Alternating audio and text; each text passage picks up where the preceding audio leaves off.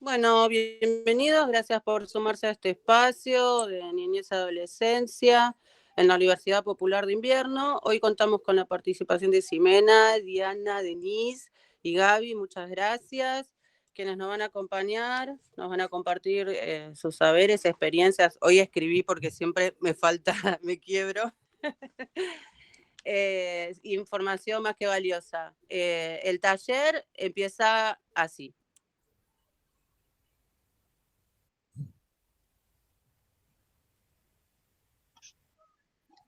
Un minutito.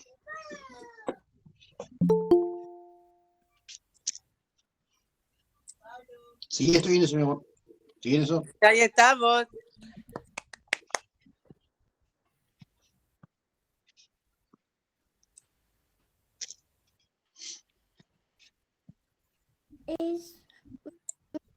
Hola, bienvenidos y bienvenidas a este bloque de infancia y salud. Mi nombre es Noam y hoy vamos a hablar de maltrato. El maltrato es una mala educación y nunca hay que pegar. Lo que me parece a mí es una mala educación, que no se tiene que tratar así a los hijos. Me parece de que tenemos que enseñarle nosotros mismos a poder enseñarle a nuestros adultos a tratarnos bien. Muchas gracias por ver esto. Para mí,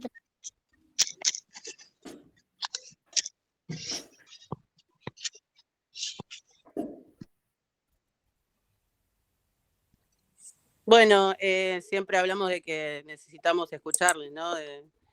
De que sus voces estén también en estos espacios. Quería agradecer, bueno, Noan exige de Romy, parte de la Red Nacional de Promotores Territoriales del Tejiendo Matria, y nos cedieron el audio del programa de Enfermeras al Aire, la salud en tus oídos. Ahí está, eso tenía que agradecer.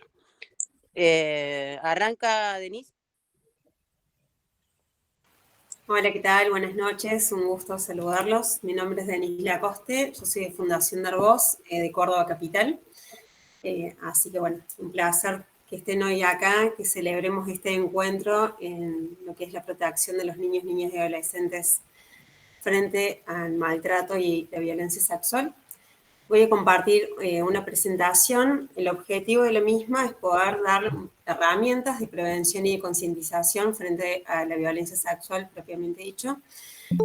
Bueno, esto es un espacio también de construcción colectiva, por lo tanto todos los saberes que tenemos entre todos los que estamos acá presentes son sumamente valiosos para poder lograr un espacio de prevención y de concientización. Voy a compartir.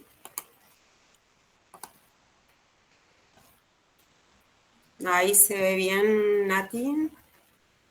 Perfecto. Bárbaro. Bueno, como les decía recién, el objetivo es poder brindarles herramientas de prevención y concientización y fortalecerlos con las mismas. Bueno, es necesario comenzar hablando un poco del marco legal que tenemos como país y saber que nosotros adherimos a la Convención de los Derechos del Niño, la ratificamos, y esto nos dio un marco legal, estableciendo en el año 2005 la Ley 26061 de protección integral de los derechos de los niños, niñas y adolescentes.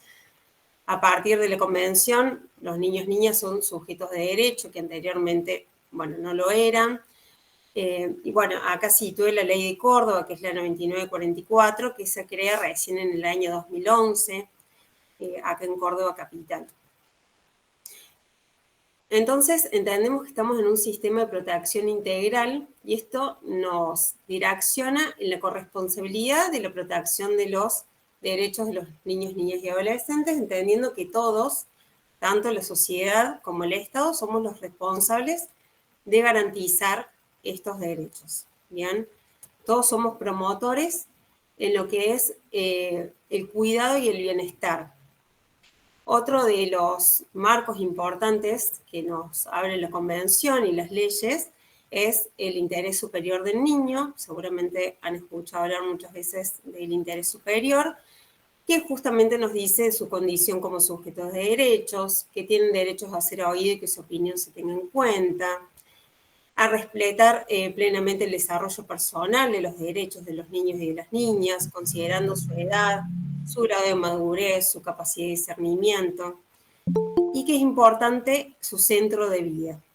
De esto nos habla sintéticamente el interés superior. Lamentablemente por el tiempo que tenemos voy a ser como muy escueta, digamos, en todo lo que voy mencionando, pero espero ser clara.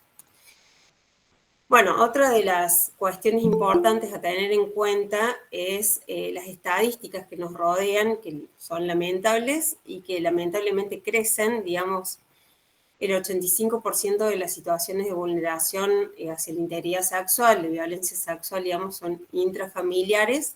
Esta es una estadística a nivel mundial y que podemos decir que va en crecimiento esta estadística, lamentablemente, pero tenemos ese crecimiento. También esto lo hemos reflejado en los últimos datos que nos da UNICEF, que 1 de cada 5 nenas y 1 de cada 5 varones declaran antes de sus 18 años haber sufrido alguna situación de violencia sexual. Anteriormente hablamos de una estadística de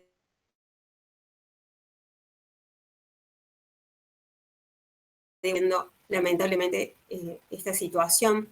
Otra estadística que también estuvo muy presente, si han visto el informe Fuera de los Hombres, que nos sitúa a nosotros como país, como Argentina, dentro de 60 países que se evaluaron en la posición 50, en lo que es la protección integral de los derechos de los chicos y de las chicas.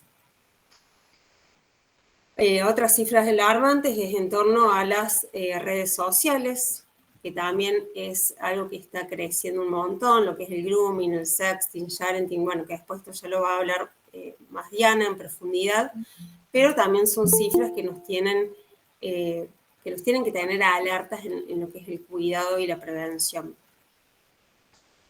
Bueno, acá yo traigo estas cifras que son de Córdoba, las menciono muy por encima, que esto es del Ministerio de Educación. Aquí en Córdoba hay un protocolo que se activa en las escuelas cuando hay alguna situación de vulneración hacia los derechos de niños, niñas y adolescentes, que se establece junto con la CENAF, la Secretaría de Niñez, Adolescencia y Familia.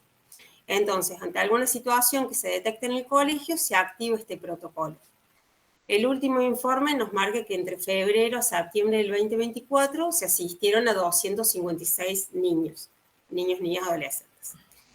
Este protocolo se divide en diferentes escalas, en si es por una situación de violencia sexual, si es por una situación de amenaza, si es por una situación de presunta vulneración a otros derechos, y se divide en los niveles. No sé si ustedes tienen este tipo de protocolo, pero la verdad que ayuda bastante. Y acá otra cifra también, que también esto es de CENAF, de acá de Córdoba, que en el año 2024 se tomaron 2.126 medidas de tercer nivel, que es decir, que es una medida que se toma cuando se tiene que sacar al niño o niña adolescente de su centro de vida por alguna situación de vulneración hacia la integridad sexual. Bueno, perdón que traigo de Córdoba, pero son los datos que manejo desde acá. Bueno, antes de hablar de lo que es el maltrato y empezar a hablar un poco más en profundidad de violencia sexual, voy a compartir un videíto. No sé si se va a escuchar bien, no hay problema si no se escucha bien, lo importante son las imágenes del mismo. No sé si me va a dejar compartirlo porque... Bueno, no importa. No importa porque no está como lento y no me deja compartirlo de otra forma. Perdón. Bueno, cuando hablamos de maltrato propiamente dicho hacia niños, niñas y adolescentes, hablamos de todos los abusos y la desatención de la cual son objeto los menores de 18 años. hablamos de maltrato físico, psicológico, violencia sexual, negligencia, explotación o cualquier otro tipo de situación que pueda causar daño a su integridad, a su dignidad y a su desarrollo. Esto es un problema de salud pública en el cual todos tenemos que ser consecuentes y ser activos para poder detener estas problemáticas. Cuando hablamos de negligencia, hablamos de, por ejemplo, todos tipos de incidentes, como la reiterada dejación por parte de los progenitores u otros miembros adultos, que impacten en el desarrollo y en el bienestar. Hablamos de la salud, de la educación, de la nutrición y de las condiciones de seguridad en las que viven los niños y las niñas. Hablamos de maltrato psicológico, maltrato emocional. Cuando hablamos del maltrato psicológico es el maltrato silencioso, como se le llama, es aquel que no podemos ver a simple vista, que no podemos detectarlo, pero que está presente y es el que está en mayor latencia, digamos, el mayor porcentaje presente el psicológico. El físico, nosotros podemos ver cuando un niño o una niña adolescente, está siendo víctima de alguna situación de golpe, de paliza, es algo que es tangible, que podemos llegar a verlo y a actuar en el momento. Pero cuando hablamos del psicológico es como más complicado y tenemos que ver a través de otros indicadores que puedan manifestar. Ya cuando hablamos de violencia sexual hacia los niños, niñas y adolescentes, hablamos de una de las peores formas de violencia. Es cuando sufren un daño irreparable a su integridad física, psíquica y moral, dañándose toda la integridad, la intimidad de la persona. Es la vulneración del derecho en su máxima expresión, digamos, acá vulneramos todos los derechos de los chicos y las chicas. Y como dijimos recién, la violencia sexual puede ocurrir en el hogar, que hablamos de un 85-90% de porcentajes estadísticos, digamos, en instituciones, en los lugares de trabajo, dentro de comunidades, en el club, en todos los espacios puede ocurrir este delito, este flagelo. Por eso es tan importante poder tener ahí algunas herramientas para su detección y abordaje lo antes posible. Las interacciones abusivas pueden ocurrir con o sin contacto sexual, es decir, pueden ocurrir con manoseos, frotamientos, a través del grooming, es decir, cuando se sacan fotos o se filman videos, instar a los niños y niñas que tengan relaciones entre sí, a través de la penetración, exhibirles videos con contenido pornográfico o instarlos a realizarlos. Digamos, la violencia sexual puede ocurrir desde todos esos ámbitos, digamos, no es solamente con la penetración. Y acá es importante también hablar del síndrome de la acomodación al abuso sexual infantil. Lo describe el psiquiatra Ronald Summit allá en 1900, en donde explica las dos situaciones traumáticas que están vinculadas a la violencia sexual, principalmente cuando esto se da en el contexto intrafamiliar que comienza en una edad temprana, generalmente en la primera infancia, 4 o 5 años o en menor edad, y que siempre comienzan vinculados a través del secreto, yo te cuento este secreto, vos sos mi persona favorita, vos sos una persona, empiezan con este vínculo el agresor. Después llega un momento en que la víctima se encuentra desprotegido, porque esta adulta que me tenía que proteger, que me tenía que cuidar, me está haciendo estas cosas que no están bien, pero no sabe cómo defenderse la persona, entonces se encuentra con una indefensión ante ese problema y se encuentra a atrapar, a adaptar o a disociar, porque tiene que continuar con su rutina, con su colegio, con los cumpleaños, con lavarse los dientes, con comer, etcétera, con la vida misma. Entonces se termina atrapando y comienza esta disociación. Y generalmente ya llegada la adolescencia, nos encontramos con un develamiento tardío de esto, es decir, el develamiento es cuando logran hablar y contar lo que les está pasando, Y generalmente, bueno, como les digo, es entrada en la adolescencia. Y muchas veces se encuentra la retractación a ese develamiento, es decir, porque ¿qué pasa?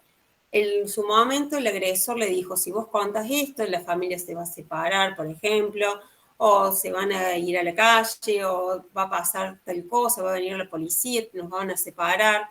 Y todas esas cuestiones que después suceden cuando se produce la denuncia, en su mayoría sucede todo ese procedimiento, entonces la víctima se retracta en algunas ocasiones.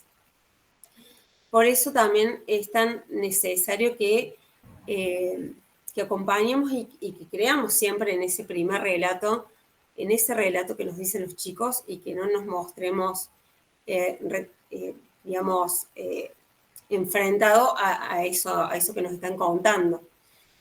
Algo importante es que gracias a la ESI, gracias a la educación sexual integral, desde que se implementó, se atrasaron los años de develamiento. Esto quiere decir de que antes los chicos en su mayoría contaban en la adolescencia toda esta situación que estaban atravesando, pero ahora tener herramientas ya en jardín, en primaria, pueden contar y manifestar lo que les está sucediendo.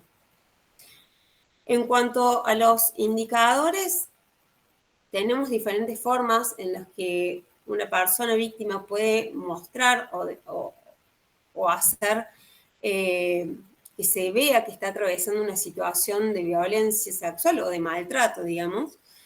Tenemos indicadores psicológicos, indicadores físicos, los cuales algunos son específicos o inespecíficos, que nos pueden dar cuenta a nosotros como adultos que está atravesando alguna vulneración a sus derechos.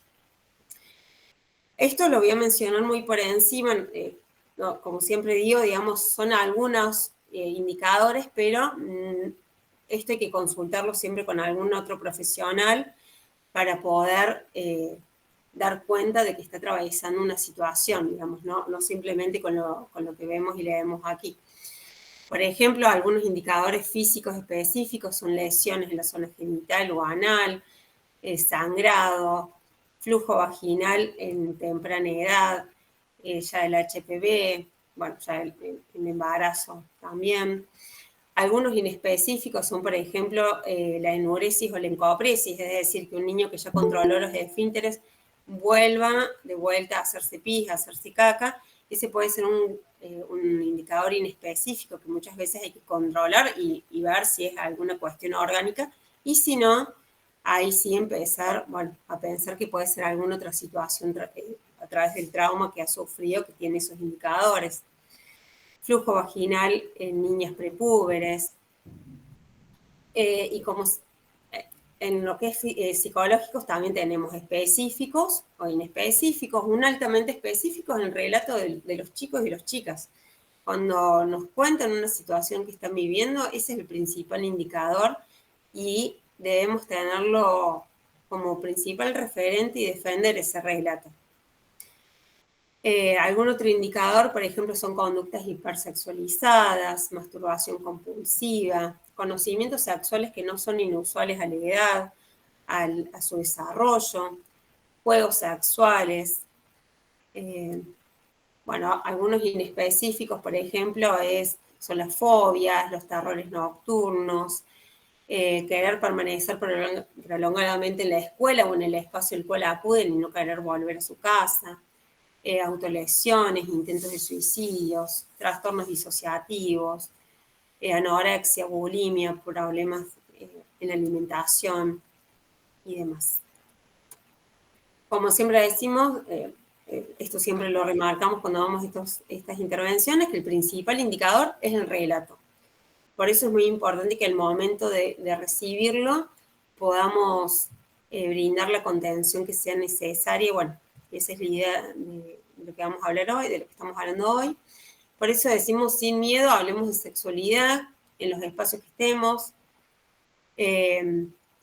Siempre nos respaldemos en la ESI y en todas las herramientas que nos da para poder trabajar desde el aula o en el club o en el espacio en el cual estemos con los chicos, con las chicas. Como adultos protectores, siempre tratamos de fomentar esto. tratemos de tener información, de ser observadores, de accionar ante una situación de vulneración, no mirar hacia otro lado. Seguramente tendremos miedo ante un niño o una niña, miedo en el sentido de qué hago, qué no hago, ante una situación de que algún chico o alguna chica nos cuente algunas problemáticas que está atravesando, pero tenemos lugares a donde recurrir, organizaciones, fundaciones, activistas, que nos puedan brindar asesoramiento o profesionales vinculados a la niñez también. Bueno, siempre tratar de fomentar el autocuidado, la curiosidad que siempre está aliada al aprendizaje, la conciencia de lo íntimo y de lo privado, reconocer y aceptarse el propio cuerpo. Bueno, acá es lo mismo de nunca poner en duda el relato ante una situación de vulneración, nunca señalar que hay faltas de detalles o de ausencias, de alguna palabra o alguna parte de... No tenemos que intervenir cuando estemos en ese relato. En ese momento es importante que tengamos una escucha activa y adecuada, es decir, tratar de no evidenciar alarma y preocupación, tratar de escuchar de forma tranquila, sin mostrar alarmas, no negar que eso pasó, en ningún momento poner en duda, porque poner en duda ese relato puede hacer de que esta persona no lo vuelva a contar en otros espacios. Y para que se haya acercado a vos como adulto, seguramente le lleva mucho tiempo lograr tener y ser valiente ante eso. Entonces, es importante que estemos tranquilos, demostrar tranquilidad, no contradecir, no tratar de mentiroso, mantener la calma. Y siempre lo que nosotros recomendamos es después escribir lo que nos dijo con las palabras, porque seguramente ese primer relato evidencia cosas que después no lo va a contar en los equipos. Muy difícilmente lo puede contar con los equipos técnicos o con el abogado, con otros adultos que empiecen a intervenir en ese proceso. Entonces siempre recomendamos el escribir todo con las palabras textuales y después facilitarle a los equipos que intervienen.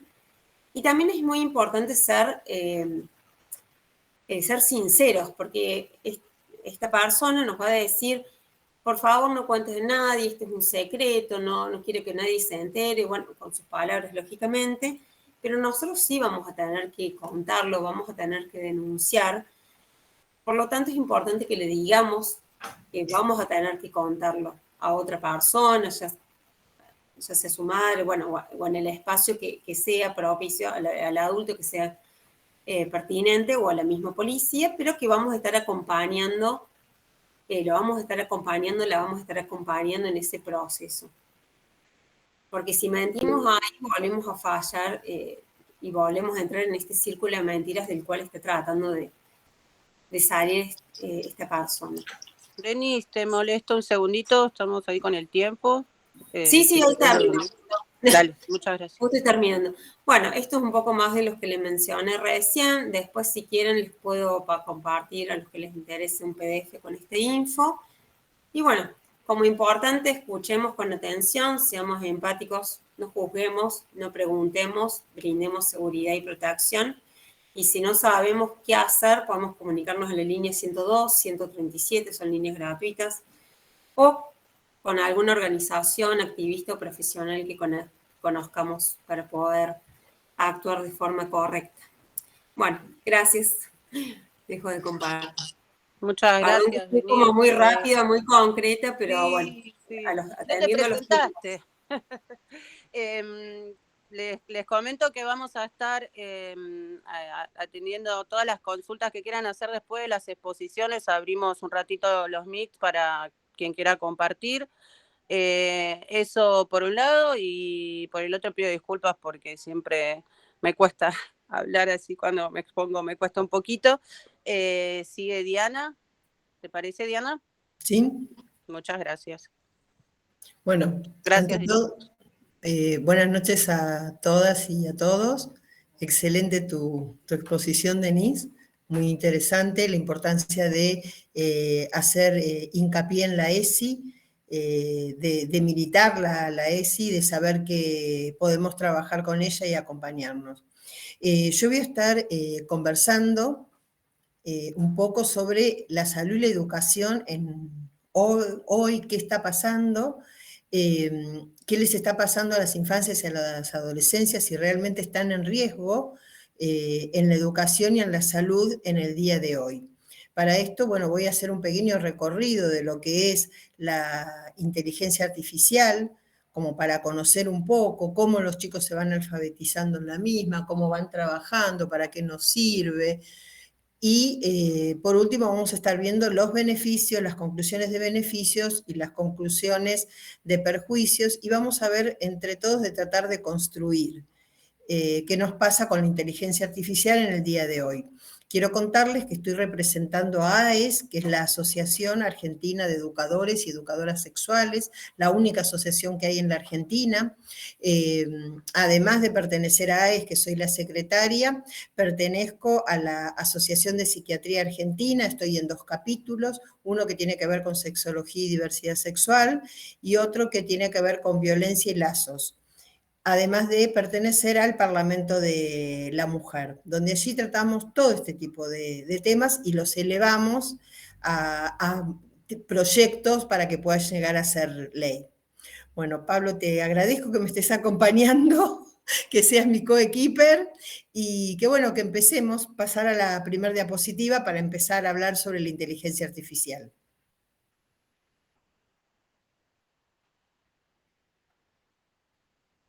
Bueno, ampliar no se puede, ¿no, Pablo?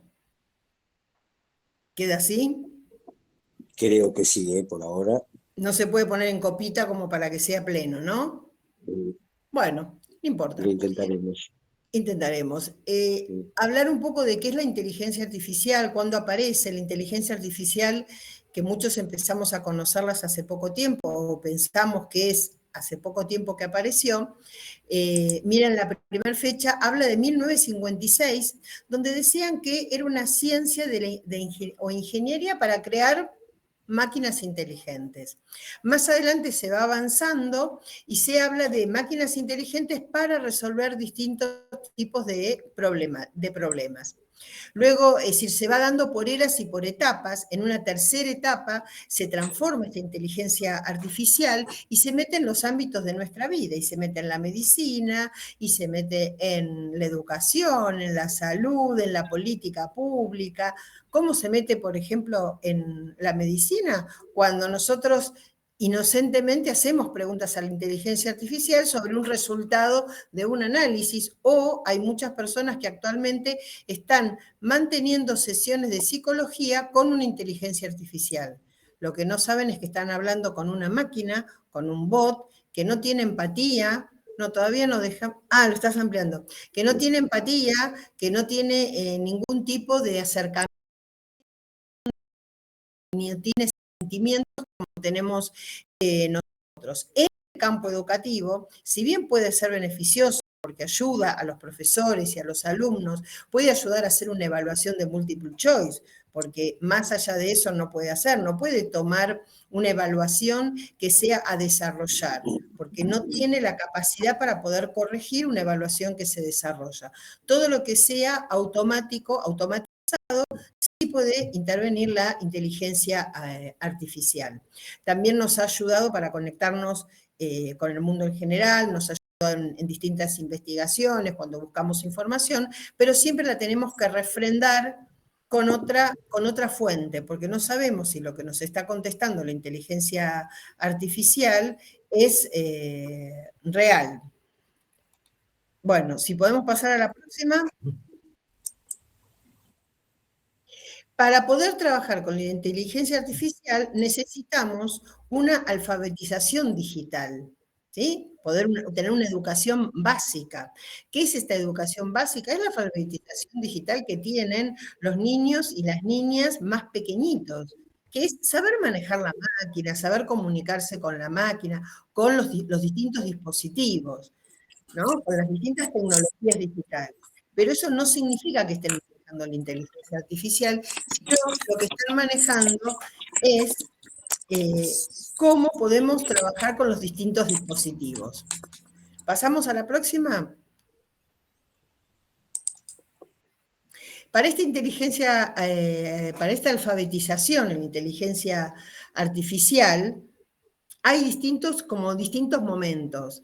Dice, se la define como una capacidad de interactuar en forma comprensible con la inteligencia artificial, tratando de aprovechar todas las herramientas que nos da, tratando de aprovechar el sistema, el marco de la misma, pero no estamos aprendiendo, nos estamos alfabetizando, como si estuviéramos en un primer grado, ¿no? También tenemos que tener en cuenta, otros estudios la definen, que es un conjunto, esta alfabetización es un conjunto de distintas competencias que nos van a permitir evaluar, que nos van a permitir comunicarnos, que nos van a permitir colaborar. Pero sabiendo que esto es lo más importante que tenemos que tener en cuenta de las inteligencias artificiales, no tienen emociones, no tienen conciencia, no tienen capacidad de reciprocidad, no son empáticos, no conocen las relaciones humanas, entonces es muy difícil que podamos tener con esa inteligencia artificial una conexión emocional, ¿sí? No podemos no va a poder tener empatía con nosotros. Pasamos a la próxima. Hay tres elementos esenciales en la inteligencia artificial que tienen que ver con la capacidad que tenemos de comprender esta nueva tecnología, con la utilización para resolver estos problemas y su aplicación en contextos socioculturales. Pensemos, si sabemos que no tiene emoción, que no tiene empatía, ¿va a poder estar dentro de contextos socioculturales? Pasemos a la próxima, Pablo. La inclusión de la alfabetización en la inteligencia artificial, ¿no? ¿Cómo vamos a hacer para poderla incluir? Como principio ético, ¿sí? Nosotros sabemos que tenemos que educar a las infancias y a las adolescencias, ¿para qué? Para que estén informados, para que puedan resolver situaciones problemáticas, para que puedan seguir estudiando, pero ¿estamos seguros que si hay una alfabetización en inteligencia artificial van a poder tomar buenas decisiones al respecto de cómo utilizar esta inteligencia artificial dentro de sus vidas y para sus vidas? Dice, algunos estudios también sugieren que esta inclusión a veces mejora algunos aspectos del desarrollo infantil, ¿sí? La teoría de la mente, la indagación, la creatividad, las emociones. Algunos estudios sostienen. Ahora yo me pregunto, ¿puede la inteligencia artificial mejorar la creatividad que lleva una infancia en sí misma? ¿La infancia no es creativa? ¿No puede crear por sí sola? ¿Necesita de la inteligencia artificial? Todas estas preguntas que me voy haciendo y que les voy haciendo, después vamos a ir viendo cómo podemos ir contestándola a lo largo de la exposición. Vamos a la próxima, Pablo. Bueno, realmente nosotros lo que buscamos es una tecnología para el bienestar digital. Para esto, ¿qué significa? Vamos a buscar un bienestar digital para ¿quiénes? Para las infancias, para las adolescencias, porque son dos grupos etarios que son muy vulnerables.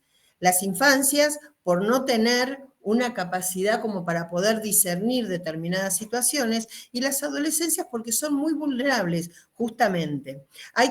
Para poder tener un bienestar digital con nuestras hijas, nuestros hijos, nuestros hijes, nuestros sobrinas, debemos trabajar con filtros de contenido y controles parentales.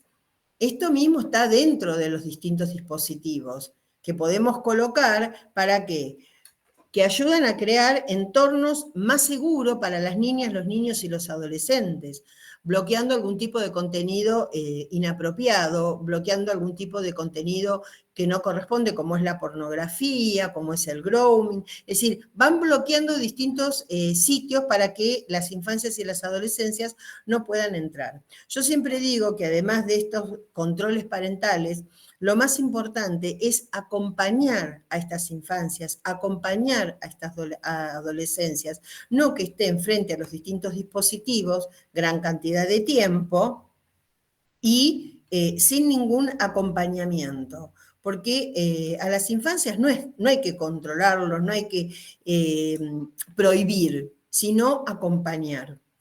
Hay otras herramientas, es decir, como la herramienta de gestión de tiempo ante las pantallas. Podemos colocar una herramienta que controla cuánto tiempo esa infancia o esa adolescencia está en las pantallas. A determinado momento, esa es la decisión que toman las distintas familias, las distintas instituciones, que dicen, bueno, hoy va a estar el tiempo de 10 minutos o media hora.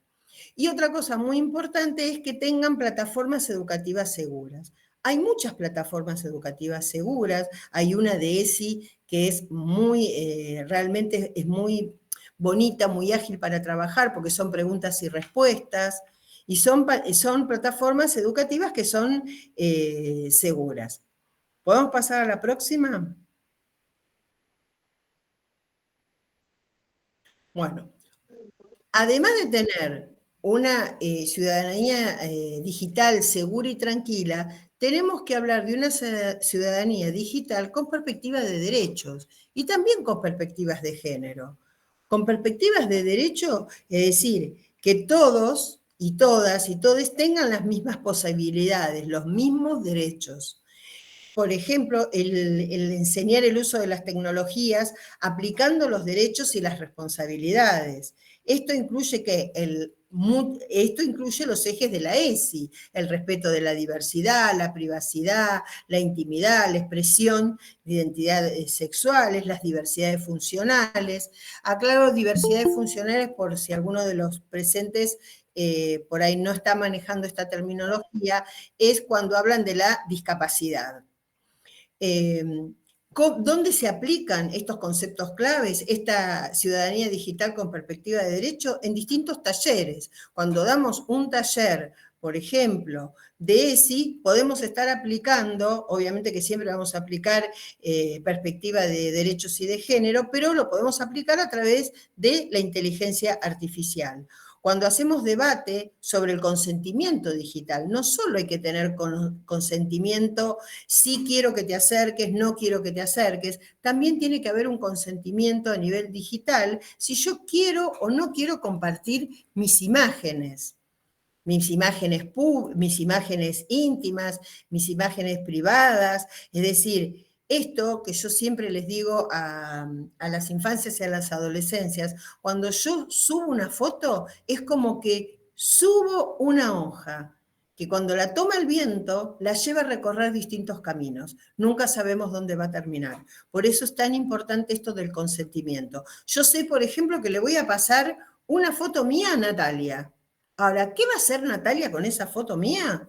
Realmente no sé. Si Natalia la va a compartir en un grupo, si Natalia tiene una habilidad como para ponerme a mí con mi cara, mi rostro, pero totalmente desnuda, y vender un pack de nudes con mis fotos, por ejemplo, como ya ha sucedido. Por eso es importante aclarar esto, ¿no? Actividades sobre cómo proteger nuestra propia identidad. Si queremos hacer un paquete de nudes, porque se han hecho muchísimo durante la pandemia, había que enseñarles a las personas o a las infancias o a las adolescencias que no se vea la cara, que no se vea alguna marca que le pueda identificar, que no se vean tatuajes, por ejemplo, que eso hacía que pudieran identificar a las infancias, a las adolescencias o a las personas, a los adultos. Tenemos que dar un debate muy importante sobre esto del consentimiento digital. Otra de las actividades que podemos hacer son los juegos de roles sobre distintas situaciones del ciberacoso. Esto que yo hablaba con Natalia, yo le puedo dar la foto a Natalia. Ahora, ¿qué va a hacer ella? No sabemos. Le puedo pasar una foto a Pablo, le puedo pasar, como ha pasado, que le han pasado videos íntimos y que se los han subido a la red sin el consentimiento de una de las partes. Bueno, pasamos a la próxima. Y acá aparece lo que es una ciudadanía digital plena, es decir, que tengamos en cuenta la perspectiva de género, que sea una ciudadanía digital saludable, que sea una ciudadanía digital cuidada. Entonces habla de que una ciudadanía digital plena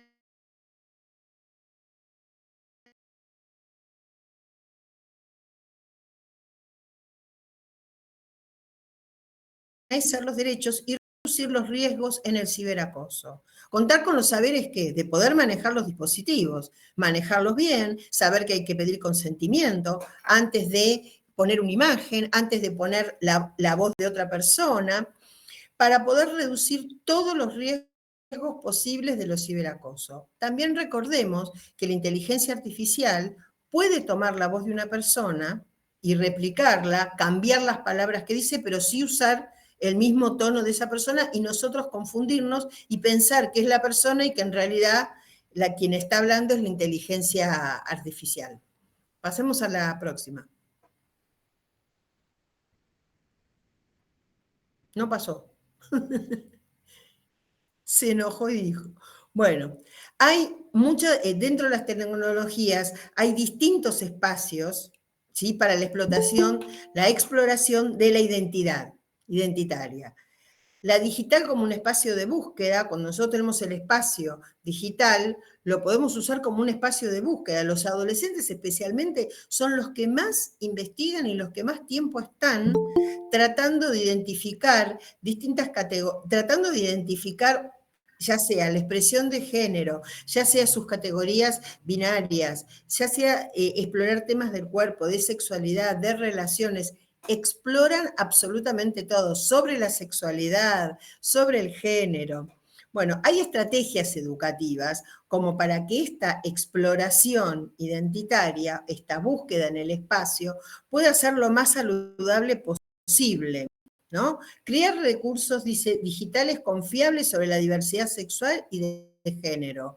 Esto, por ejemplo, que estamos haciendo nosotros, es crear un recurso digital, porque nos estamos informando, nos estamos enriqueciendo entre todas y todos. Usar plataformas seguras para las infancias, no que se meta en Google y empieces. No sabemos si Google es una plataforma segura, ¿sí? Después, incorporar testimonios y contenidos en multimedia que representen distintos grupos etarios e identidades. Esto es importante que lo sepamos, que es necesario hablar de las infancias, de las adolescencias, pero también tenemos que entender que dentro de esas infancias hay distintos tipos de infancias, hay distintos tipos de adolescencias, y las tenemos que incluir. Por eso hablo de perspectiva de género, perspectiva de derecho.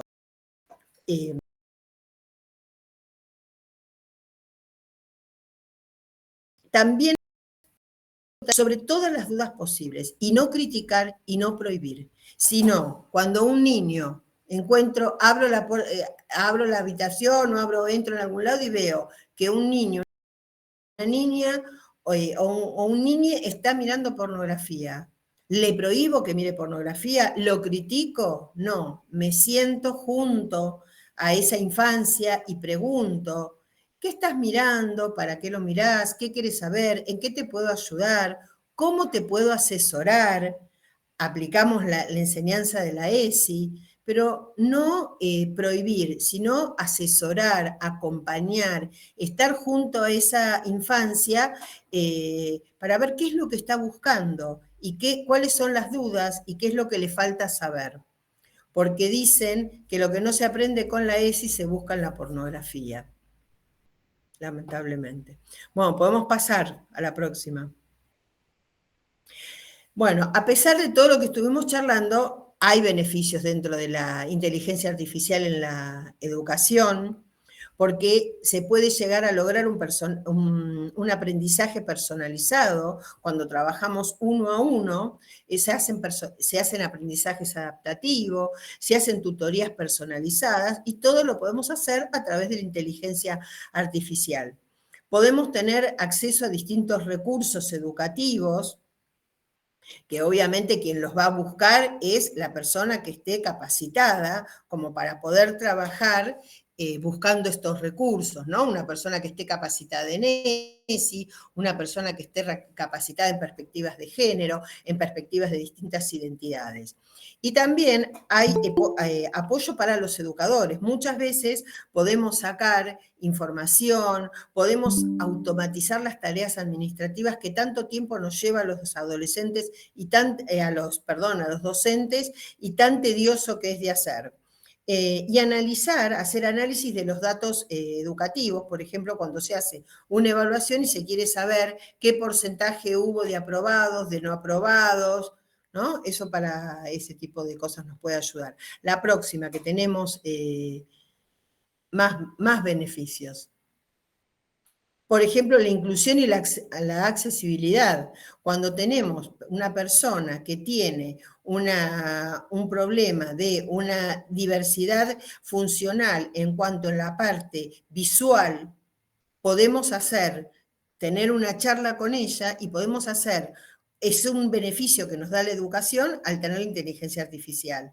Cuando es un disminuido auditivo, podemos mostrarle distintas imágenes con escrituras, y eso va a ayudar a su educación. Para hacer entornos de aprendizaje que sean mucho más inclusivos. La innovación del método de enseñanza, ¿no? A través de un aprendizaje lúdico, con la inteligencia artificial lo podemos hacer que el aprendizaje sea a través de juegos y no a través de una charla constante que sea la docente la dadora de los saberes. También hay mejoras en los aprendizajes a distancia, ¿no? Porque podemos, fíjense, en este momento estamos en un Zoom y es a distancia. La próxima. Así apuramos un poco. Sí, bueno, porfa, que estamos ahí el minutito. ¿Cómo? Ya estamos en los 20 minutitos. Bueno, le meto rápido porque quedan 3. Las conclusiones es que la inteligencia artificial está transformando la educación al hacerla más personalizada, accesible y eficiente. Estos avances no solo benefician a los estudiantes, sino que también apoyan a los educadores en su misión de impartir la educación de calidad. Vamos con la próxima. Nos faltan 3 nada más. Hay perjuicios y hay mucha preocupación por la inteligencia artificial en la actualidad. Está la deshumanización del aprendizaje, en el caso que la enseñanza fuera a través únicamente de la inteligencia artificial. Hay una gran dependencia con la tecnología, porque si dependemos de la inteligencia artificial, vamos a depender de la tecnología, lamentablemente. Va a haber una desigualdad en el acceso, porque no todos los grupos etarios tienen los mismos dispositivos, todos tienen internet, todos tienen las mismas posibilidades. Eso no se da, eso es una preocupación y un prejuicio. Los sesgos que hay de los algoritmos, porque obviamente la inteligencia artificial tiene sesgos que ya son preexistentes en su diseño, y esto no ayuda a la educación. Pasamos a la próxima. Bueno, la calidad de los contenidos educativos no lo puede saber la inteligencia artificial. Eso lo podemos saber nosotros cuando lo calificamos, los contenidos que tenemos. ¿Hay una reducción en la creatividad para las infancias? Sí, por supuesto, para todo tipo de infancias. Hay una reducción en la creatividad. Y la sostenibilidad financiera tiene un alto costo. Realmente tiene costos muy elevados porque hay que tener dispositivos, porque hay que tener internet. Bueno, esos son los costos que tiene el hecho de la inteligencia artificial. Vamos a la próxima.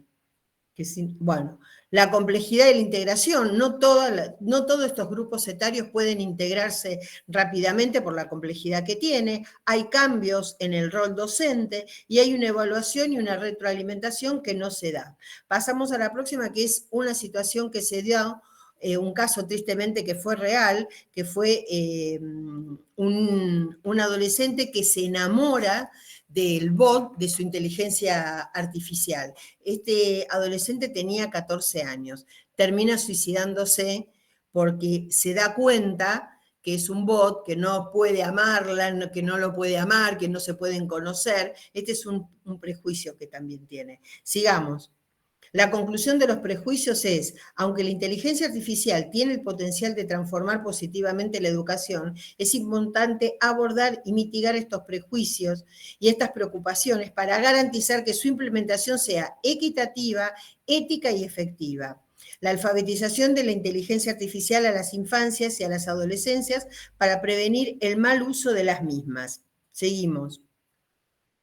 Ahora, llega el momento de poner en la balanza, de evaluar cómo podríamos utilizar y cómo podríamos interaccionar con esta inteligencia artificial en la educación para que las infancias y las adolescencias no estén en riesgo.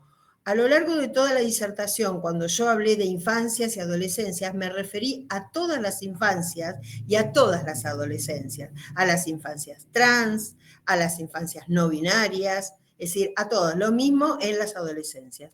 Bueno, la verdad que muchísimas gracias por haberme escuchado, y bueno, le damos paso no sé si va a ser Gabriela, quien va a pasar a continuación. Muchas gracias. Gracias, Diana. Muchas gracias. Hola. Sí, Sime. Sí, Un gustazo, Sime, que estés acá. Hola, Coordinadora de Niñez y Adolescencia. ¿Cómo están? Buenas noches a todas, todos y todes. Soy psicóloga, soy referente de ESI y también soy mamá de un varón trans. En esta ocasión quiero desarrollar un poquito el tema de la ESI y retomar, ¿no? Un poco dos cuestiones que me parecen fundamentales para situar hoy por qué creo que nuestras infancias y adolescencias están en riesgo. Mi perra claramente opina lo mismo. Bueno, perdón.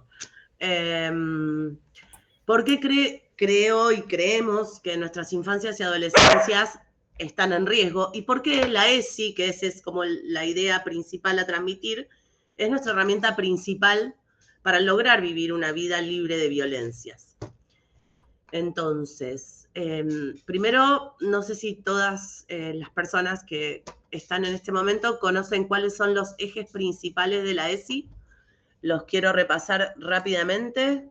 Y Nati, te pido cuando falten 5 minutos que me avises, ¿dale? Dale. Gracias. Aquí. Ok. Aquí. La ESI es una ley. Eso nos permite en las escuelas formarnos y exigir la formación en el marco de la ESI. Lo que nos trae la ESI, como decía Diana también en su momento, es una perspectiva, una educación con una perspectiva de derechos. Acá, que lo logre, no se puede compartir pantalla. Ay, bueno, no importa, se los cuento. Después fíjate, Nati, si no sé, algo pasó. ¿Por qué no podés compartir? ¿Probamos? ¿No quiere? Sí, dale. Porque la habíamos compartido antes. A ver, vuelvo a probar. A ver, ahí. Quiero compartir. Por favor.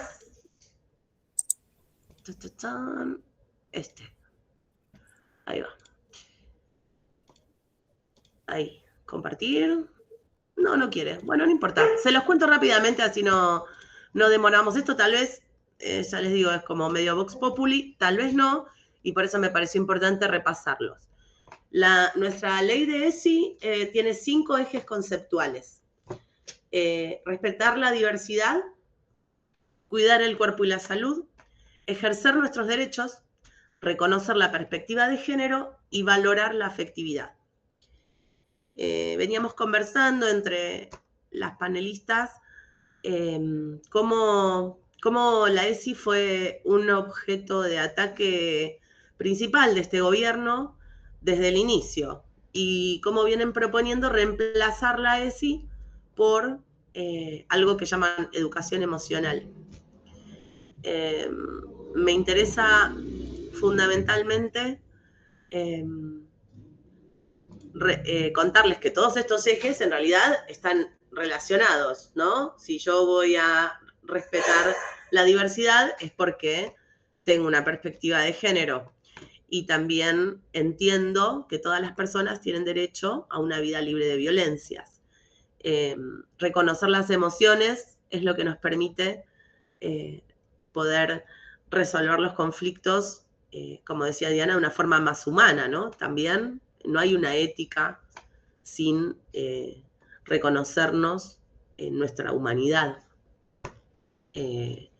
Y desde ese lugar también quiero retomar 2 cositas. Como decía Denise en un momento, el tema de los secretos es algo muy importante y es el modus operandi de las violencias sexuales contra las infancias. Y en el marco de la ESI nosotros tenemos un material hermoso, una canción que se trabaja a nivel inicial, que se llama Hay Secretos, no sé si todos la conocen. Bueno, eso fue una de las primeras cosas que sacó este gobierno, lo bajó, lo anuló de la plataforma. Es una canción que le habla a los más pequeños y a las más pequeñas, sobre que está muy bien tener secretos, pero depende cuáles. Y que hay secretos que hacen mal, que hacen daño, y que esos secretos hay que compartirlos con los adultos, las adultas que están para cuidarlos, ¿sí? Bueno, el gobierno tuvo que dar marcha atrás con esa medida rápidamente, porque no tenía modo de jugar.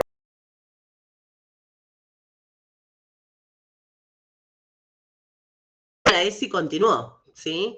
Hubo varias propuestas, inclusive fundaciones que han cobrado dinero por dar consejos sobre sexualidad, tales como la abstinencia a los adolescentes, ¿no?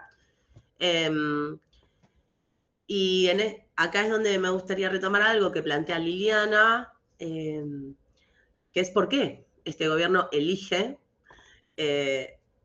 intenta anular la ESI y propone este enfoque de educación emocional.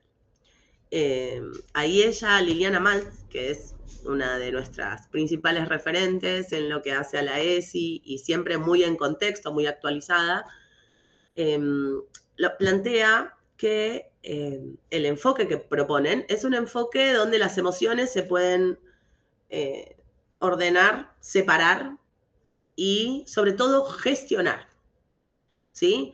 Entonces, si yo me siento mal, lo que tengo que hacer es autorregularme, aprender a gestionar eso sin poner sobre la mesa cuáles son las razones por las cuales yo me siento mal.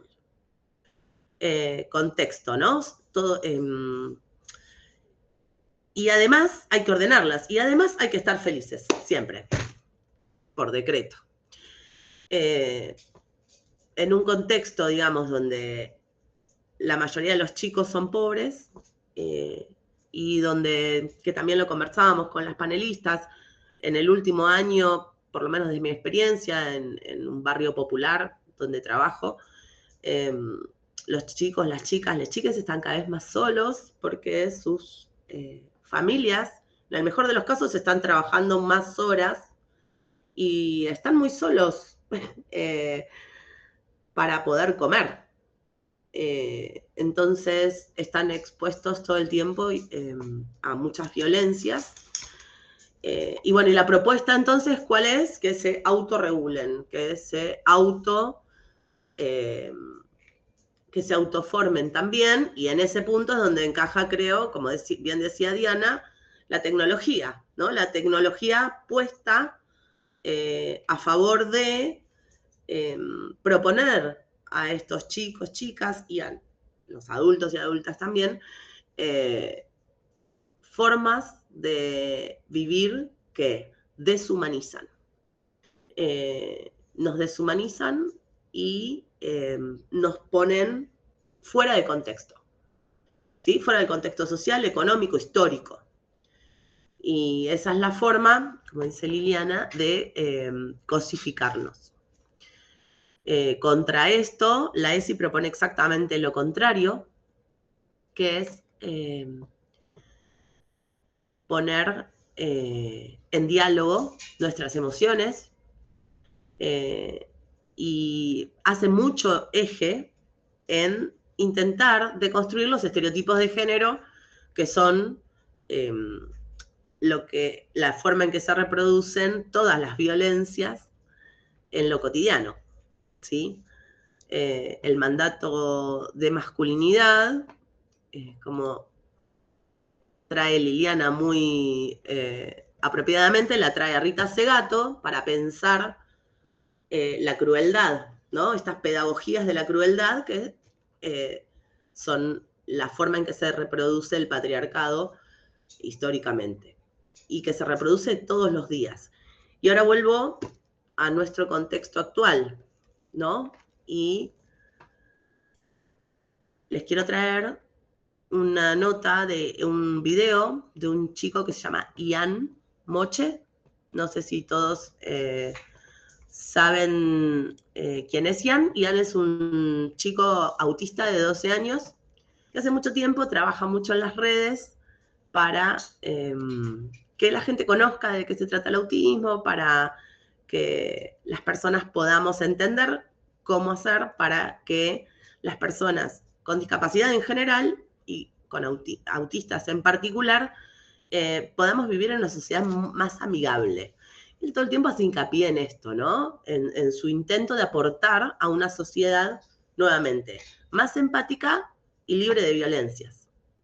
Bueno, ¿qué es lo que sucedió con Ian? En una entrevista, él contó que habían tenido una reunión con Españolo, el ex titular de Andis ahora, donde él se quedó muy mal ante un planteo que este señor consideraba que no había ninguna razón por la cual las personas con discapacidad contaran con determinados beneficios. A raíz de este comentario, el presidente retuitea algo donde se lo acusa a Ian de ser utilizado políticamente, y lo que a Ian particularmente le hace mal es que lo ponen como del lado del mal. Y no sé si ustedes saben esto, pero cada vez que estos discursos de odio se reproducen más desde la máxima institución, que es el presidente de la nación, hay un ejército de personas y bots también en las redes que replican estos mensajes de odio que recibió Ian en este caso. ¿Por qué quiero traer a Ian en este momento? No solo para poder pensar qué es una pedagogía de la crueldad y para qué sirve, que es, como les decía antes, y quisiera ahora sí decirlo con las palabras de Liliana,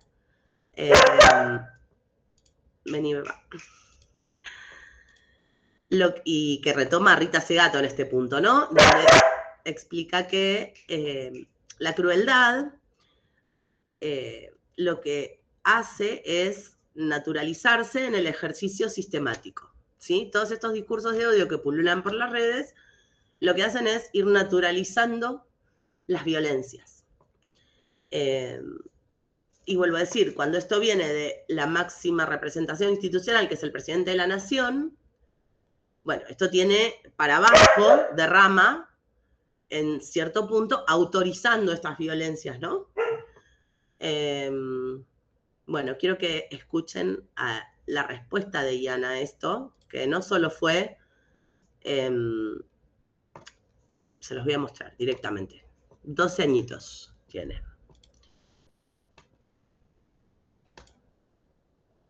Ahí. Ahí va.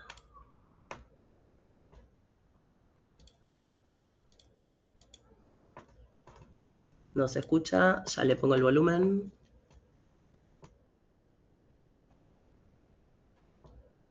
Sí, habilita el mic, Sí, ahí voy, ahí voy. Espera que no encuentro en la pantalla. Oh. YouTube. Un segundito. Ay, perdón, chicos, yo también soy un queso con la tecnología, ¿eh? Sí, el mic el mic del mic tenés que Claro. habilitar. Pero... ¡ah! Se me fue. Ahí está. El mic del mic. Pero sigue muteado ahí, no veo. Arriba. Ah. Posiblemente cuando pusiste la opción de compartir pantalla, ahí te aparece una opción. A ver. Que es sí, para habilitar audio. Ah, eso puede ser. A ver, vuelvo al Meet, donde puse compartir pantalla. A ver. Perdón, detener. Gracias, Ahí Hugo. lo escucho. Pausa. Ahí se escucha perfecto. Y ahora Volví a compartir. a compartir. Volví a compartir pantalla y vos fijate abajo de todo, ahí dice que hay un tilde que tenés que habilitar. Abajo de todo. Compartir pantalla. Compartir también el audio. Bien. A ver ahora. Creo que va. Hola a todos. En este video quiero empezar hablando y aclarar varias cosas. Y voy a empezar hablando por lo bueno, porque hay muchas cosas buenas, tengo muchos mensajes lindos, la verdad es que últimamente estoy muy bien y quiero también contestar a todos los mensajes, inclusive el mensaje del mismo presidente Javier Milei, que ha puesto que yo estoy en la línea del mal, que mis papás también, que esto, que lo otro, y lo mismo que dicen que mis papás lucran conmigo, que mi mamá lo hace por cuestiones políticas. A ver, la verdad es que nosotros, o sea, yo jamás estoy siendo obligado. Yo leo, yo me informo, yo voy a las charlas sabiendo qué es lo que voy a decir, con la única y firme intención de poder comunicar y ayudar. Y además también tenemos que entender que lo que yo hago no tiene bandera política porque estoy con todos. La verdad es que lo que a mí me molesta es que yo traté con mucha empatía de que le dimos mucho tiempo al presidente, casi un mes entero, y que todavía no ha bajado la foto. Y la verdad es que publicar la foto de un menor, siendo él una persona que es la que más poder tiene en nuestro país, es violencia institucional. Por lo que la verdad no está bueno. Ahora estoy con un abogado, Andrés Gil Domínguez, y están defendiendo mi causa para que yo pueda ser feliz. Recuerden todos los niños y todos los adolescentes que tienen ese derecho, porque está inclusive en la Convención de los Derechos del Niño. Tienen que defenderse cada vez que les hacen daño, porque esto nunca lo tienen que soportar. Y además, como ha dicho el presidente, que yo estoy en la línea del mal. Bueno, yo sé muy bien dónde estoy parado. Y yo sé muy bien dónde los demás también van a terminar. Nada más. Les mando besos. Me gustaría poder reunirme con el presidente, no sé si él tiene la iniciativa, pero me gustaría poder hablar con él y aclarar las cosas para poder hacer una sociedad más amigable, y les mando besos. Hola a todos. Bueno, no sé qué les pareció el video. A mí me parece tremendo que un nene de 12 años tenga que estar defendiéndose de un ataque del presidente de la nación, y que además un juez refrende que puede, por ejemplo, postear la imagen de un niño sin autorización, sabiendo además que después esto genera otras situaciones como el doxing, o sea, que le han publicado los datos, han publicado a qué escuela va un niño de 12 años. Y sin embargo, ahí está Ian diciendo que esto está mal y que tiene derechos y que las leyes existen y que hay que hacerlas valer y respetar. Y en un punto retomo el audio de Noah del principio, que es lo que le contaba a Nati. Digo, cuando Noah al principio, no sé si recuerdan esa vocecita que dice que el maltrato es una mala educación y que los chicos nos tienen que enseñar a los adultos a no maltratar. Bueno, no sé cómo voy de tiempo, pero me gustaría reforzar esto. Un minutito, sí, nos queda. Bueno, entonces les quiero contar que a principio de año el gobierno de la provincia de Buenos Aires, que además de sostener un ministerio de mujeres y de sostener la ESI y un montón de recursos puestos siempre en pos de la capacitación y de sostener que todos los chicos y las chicas accedan al conocimiento de sus derechos, y que además se los convoque, porque esto también es muy importante, es como decía Diana, ¿no? En un momento, y como decía también Denise, digo, ¿cuál es la forma de hacer valer los derechos en este contexto aún? Bueno, es así, es con otros y es con otras, y es insistiendo en lo que es correcto, en lo que sabemos que es correcto. Creo que, les vuelvo a decir, los chicos y las chicas están muy solas, muy solos. En la escuela escuchamos todo el tiempo esto, ¿no? Que nadie los escucha. ¿Qué pasa en las escuelas? Que les hacemos dejar los celulares, ¿no? Un rato. Por lo menos un rato. Y para recuperar esta humanidad de la que hablaba Diana también hace un rato, ¿no? Algo que no tienen las pantallas y que es necesario para poder contrarrestar las pedagogías de la crueldad, que Rita llama la pedagogía de los vínculos. Hace falta mirarse a los ojos, hace falta reconocerse humanos y hace falta reconocerse y reconocernos con derecho a vivir una vida libre de violencias. Así que, bueno, era esto lo que quería traerlo a Ian como ejemplo de un exitoso utilización de la ESI y también, justamente, como decía Diana, no se trata de demonizar las tecnologías, se trata de saber utilizarlas a nuestro favor. La soberanía digital, la ciudadanía digital, como decía Diana, es súper necesaria. Ser analfabeto digital hoy te deja afuera de casi todo.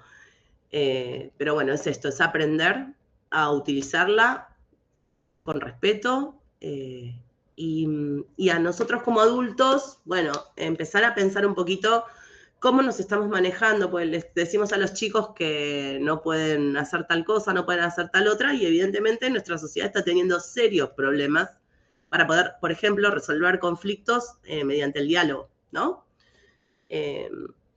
Así que bueno, es convocarles a eso, a que se interioricen con la ESI, que la compartan, que la usen y que podamos aplicarla en nuestras vidas, porque la primera puerta de entrada a la ESI somos nosotras, nosotros y nosotres. Eso. Gracias, siempre un gustazo escucharte. Bueno, ahora le damos paso a Gaby. Gaby, es para mí un honor, sinceramente, que hayas aceptado ser parte de este panel. Bueno, sí, habré visto la película de Johnny esa princesa con mis peques, así que está acá, te quiere conocer. Así que bueno, te damos la voz. Muchas gracias. No, por favor, gracias Nati, a vos, a tus chiques, gracias a todos por la invitación, por hacerme parte. Son indispensables estos espacios. Lamentablemente, la resistencia es enorme para seguir sosteniéndolos, ¿no? Dependemos siempre de buenas voluntades y de seguir tejiendo estas redes entre compañeras, compañeros, compañeres que estamos acostumbrados a la militancia directamente. Esto ya no es ni siquiera abrir un debate, esto es militancia, sostener la lucha por los derechos humanos en todos los conceptos es militancia. Y me gustó mucho la propuesta de hablar sobre infancias y adolescencias en riesgo. Yo más que en riesgo pondría la palabra o les haría pensar en peligro, ¿no? Tenemos un montón de niñeces y adolescencias en peligro. Y especialmente, de lo que yo voy a hablar, son las niñeces y adolescencias travestis, trans y no binarias. Porque generalmente cuando hablamos de los derechos que le faltan a las niñeces y adolescencias, no estamos pensando en esas niñeces también. Por más que nosotros lo traigamos hoy acá, en el común de la sociedad, no está visto, ni entendido, ni comprendido, ni respetado, ni son visibles las niñeces y adolescencias, perdón, travestis y trans. Entonces, desde un lugar de invisibilización, desde un lugar donde no se las está esperando, desde un lugar de prejuicios, desde un lugar de pensarles con discriminación, ¿no? Con un montón de violencias que hemos naturalizado y que a lo largo de la historia la comunidad travesti trans ha sufrido y ha padecido, ¿no? ¿Qué pasa con esas infancias desobedientes? A mí me gusta decirles infancias desobedientes, porque vienen no solo a desobedecer estas normas que nos ponen desde antes de nacer, vienen a tratar de sobrevivir, de existir y de decir, acá estoy yo. El tema es el siguiente, de lo que empezaban a hablar las compañeras que estuvieron antes que yo. ¿Cuál es la escucha atenta que le estamos dando? ¿no? ¿Qué escucha le estamos dando? ¿Con qué nivel de prejuicios y de ignorancia estamos escuchando a esas niñeces? ¿De qué lugar adultocéntrico estamos escuchando a esas niñeces? Porque la mayoría va a decir que sí, que las escucha, ¿no? Pero ¿qué pasa con lo que escuchamos? Si nos gusta, si no nos gusta, qué opinamos, cuánta información tenemos sobre aquello que escuchamos y cómo reconocemos cuánto se le impone, cómo se adoctrina una niñez desde antes de nacer. Porque me parece que ese es uno de los mayores riesgos que tiene cualquier infancia, especialmente las niñeces y adolescencias travesti y trans, pero todas las niñeces, incluso nosotras, desde antes de nacer, nos han adoctrinado, nos han impuesto, nos han dicho cómo vestirnos, nos han puesto un nombre, nos han dicho qué rol de género vamos a ocupar, qué estereotipo de género vamos a representar, cómo nos tenemos que presentar ante un mundo adulto que está esperando de nosotros siempre algo. Pero ese algo es ordenarnos en categorías de género en lugar de mover esas categorías. Y hay muchísimas niñeces, infinidad de niñeces, hubieron infinidad de niñeces a lo largo de la historia que no encajaron en ninguna de esas categorías. Y lo que se hizo desde este mundo adulto, que hubiésemos tenido que tener, ¿no?, esta escucha atenta, fue reprimirles, violentarlas, negarlas, no escucharlas, tratar de convencerlas de lo contrario, expulsarlas y directamente negarlas. Se quedaron sin familia.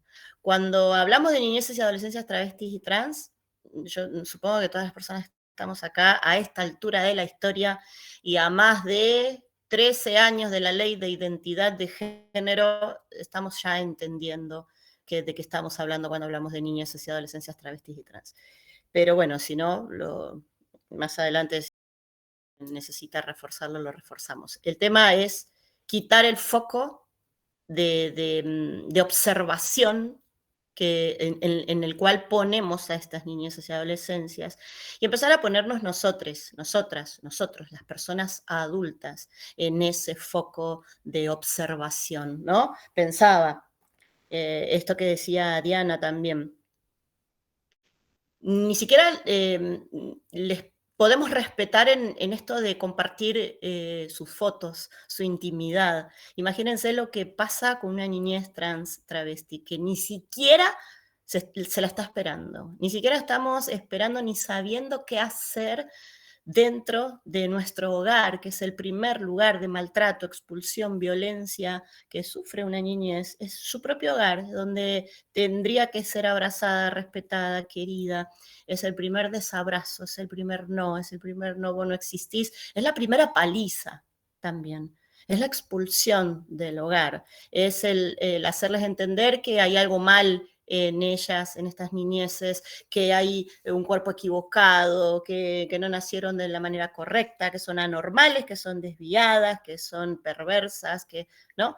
Y en esto que mostraba la primera compañera de los abusos sexuales contra la infancia, a mí no me gusta decir, es personal, abuso sexual infantil, ¿no? Porque no hay nada de infantil, es contra las niñeces, es contra nuestras niñeces y adolescencias. Entonces, en ese abuso que se cuenta y que hay estadísticas de tantos niños abusados, de tantas niñas abusadas, no existen estadísticas sobre la cantidad de niñeces y adolescencias travestis y trans y no binarias que son abusadas.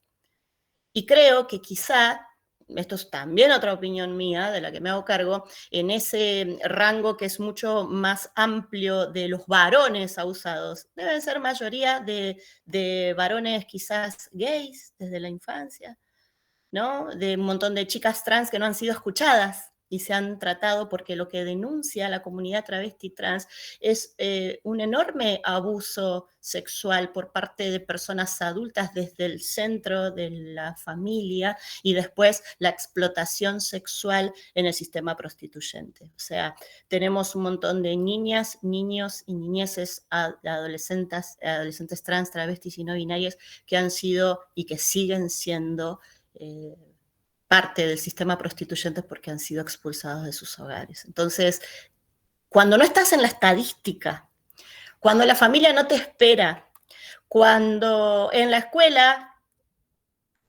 no estás representado o representada, cuando ni siquiera las leyes que pudieran hablar de esto, que por ejemplo en la ESI, en la que estamos defendiendo tanto y que estamos hablando tanto y que nos estamos apoyando, no solo no se trabaja de manera transversal en todas las escuelas del país, porque que haya un grupo de docentes que sí lo hace no significa que esto es a nivel nacional en todas las escuelas, ¿no? Eso ya lo sabemos también.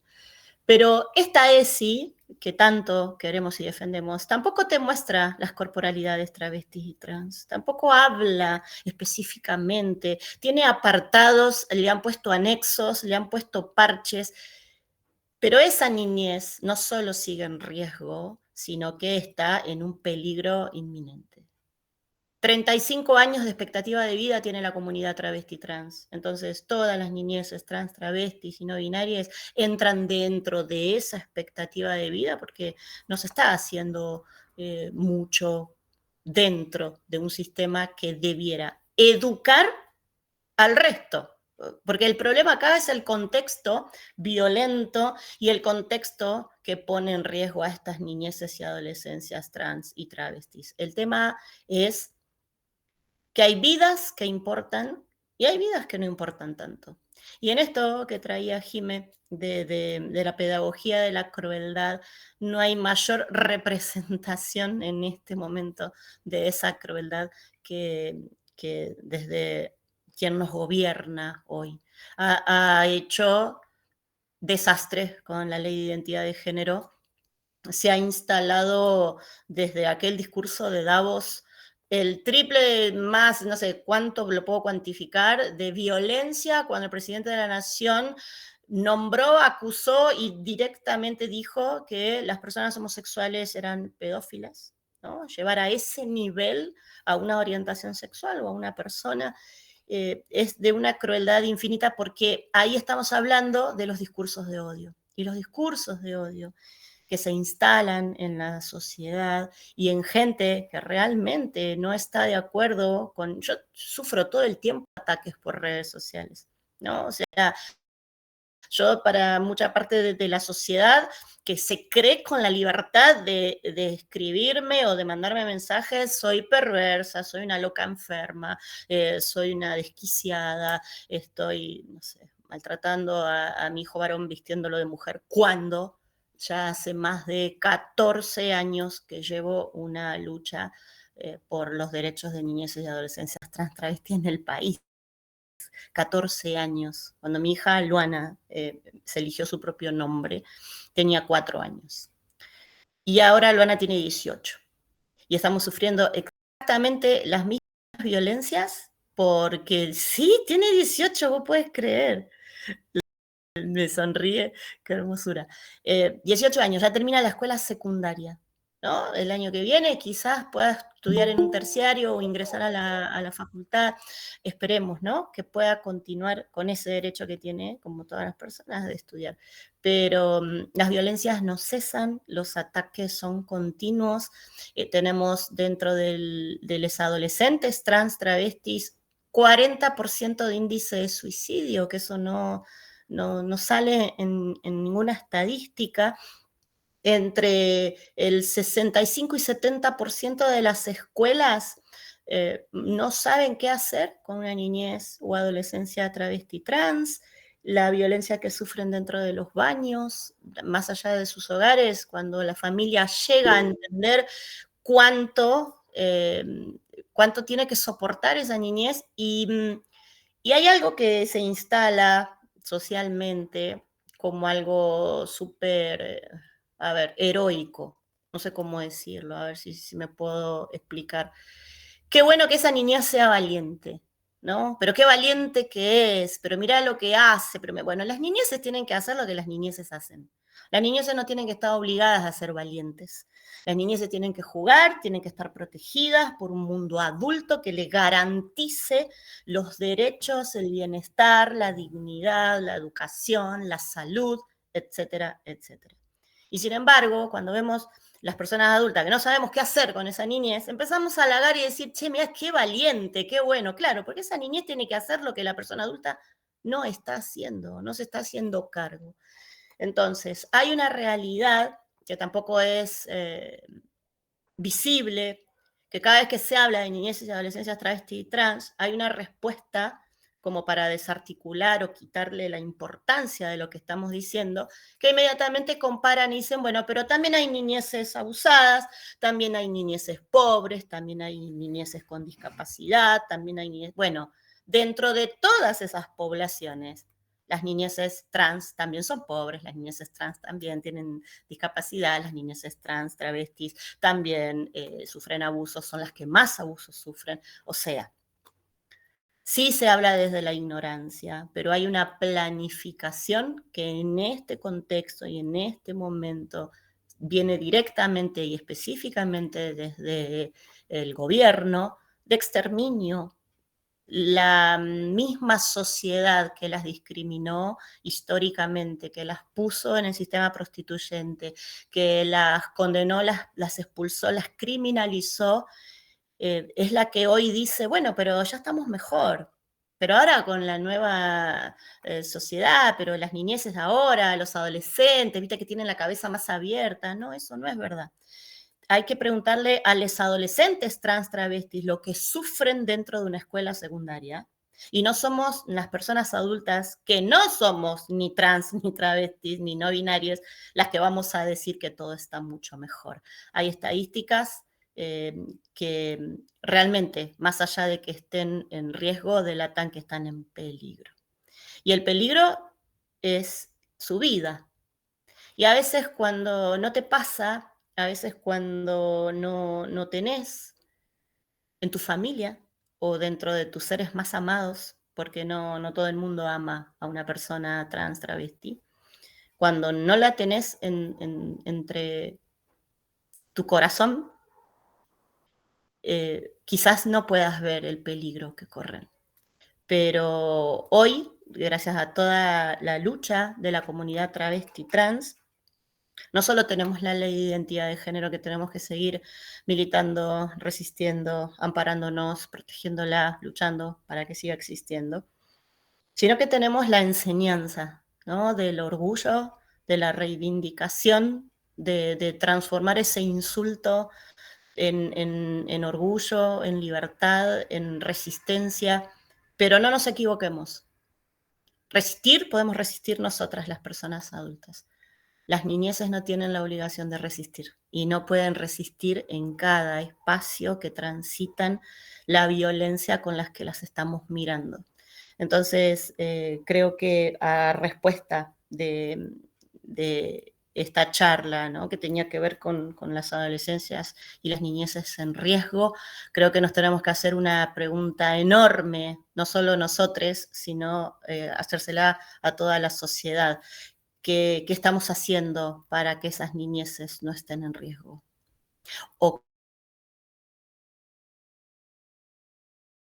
qué hacemos? Lo importante es rescatar el amor con el que cada familia hoy está abrazando a su hijo, a su hija, a su hija trans, travesti, no binaria, lesbianita, gay, putito, ¿no?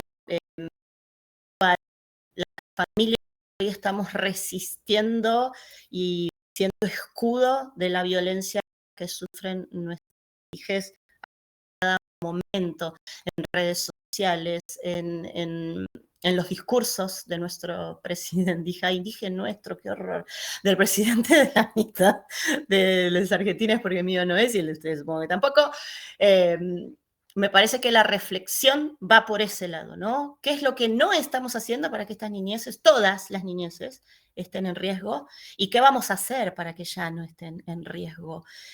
No podemos más ver cómo le rompen la mandíbula a patadas a un pibe porque les molestó y nunca habían golpeado a un pibe gay y querían golpear a un pibe gay. No podemos más ver cómo queman o prenden fuego a nuestras compañeras lesbianas por el simple hecho de ser lesbianas, cómo matan a las compañeras travestis y ni siquiera salen en las noticias, ¿no? No se levanta un pueblo ni una ciudad a decir basta de travesticidios, basta de transfemicidios.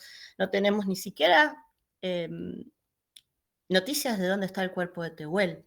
Hay un montón de de huecos que nos estamos haciendo los tontos y las tontas y mirando para otro lado. Entonces, no dejen nunca de entender que toda la humanidad es diversa y que las normas las hicieron las personas. Entonces, esas normas se pueden correr. ¿Para qué? Se pueden modificar. ¿Para qué? Para que una niñez tenga un lugar, tenga una representación, para que la familia le espere y le dé el abrazo que esa niñez necesita. Y en definitiva se trata de amor, nada más, lo que le está faltando a este mundo que se apoya más en la pedagogía de la crueldad que en la del amor. Gaby, Gracias. Sí. Muchísimas gracias. No A te vos. quería cortar. Yo para que puedan hacerte alguna consultita o a los compas quienes levantaron la mano. No sé si te animás a leer el chat después, no sé. Estuve chusmeando un poquito. Cerrar. Estuve chusmeando un poquito, no sé si hay muchas preguntas, hay como más comentarios. Bueno. Pero había una compañera que quería hablar y quería decir algo que me olvidé, que siempre es muy importante y que esto que trae Gaby, ¿no? También, que es como dice Dora Barrancos, el mal también se cansa, no hay que aflojar, no aflojemos. Me gusta mucho, por eso también lo quería traer a Ian, pero bueno, acá está Gaby, está Nati, estamos. Quienes no solo vamos a resistir, sino que vamos a resistir hasta ganar, porque para eso estamos. Eso. Bueno, no sé si había alguien más, la compañera Laura quería hablar, Nati, o... Gracias, Gaby. Perdón que te corté. Estaba Néstor hace bastante que había levantado la mano. Adelante, Néstor. No sé si nos está escuchando, Néstor. Buenas noches a todas y a todes y todos.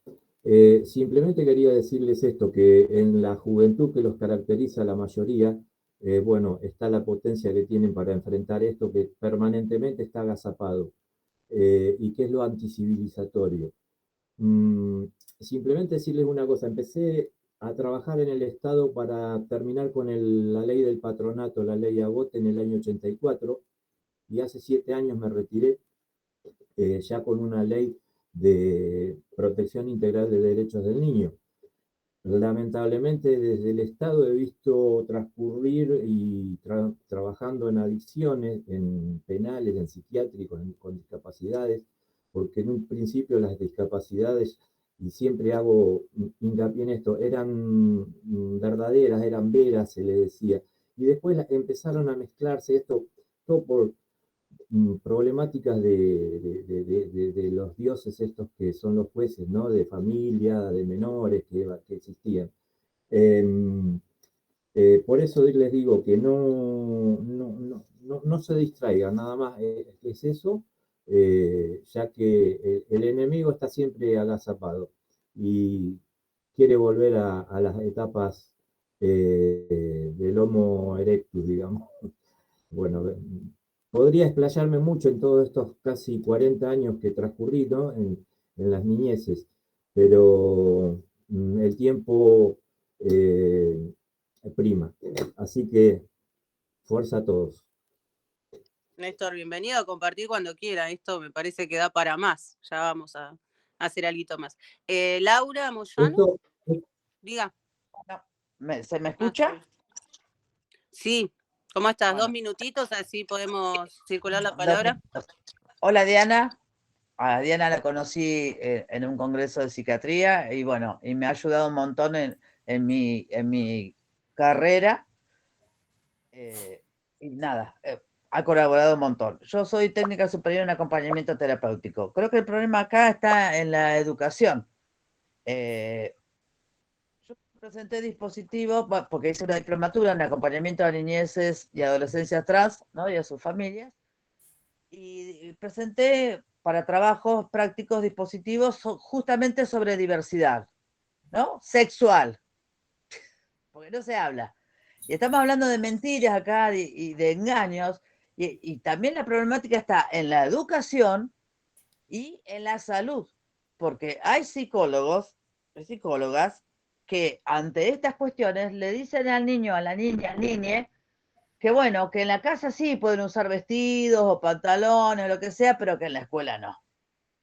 Entonces, yo hice varias presentaciones para el acompañamiento terapéutico, porque no para acompañar a ese niño, sino para enseñarles al resto de lo que va.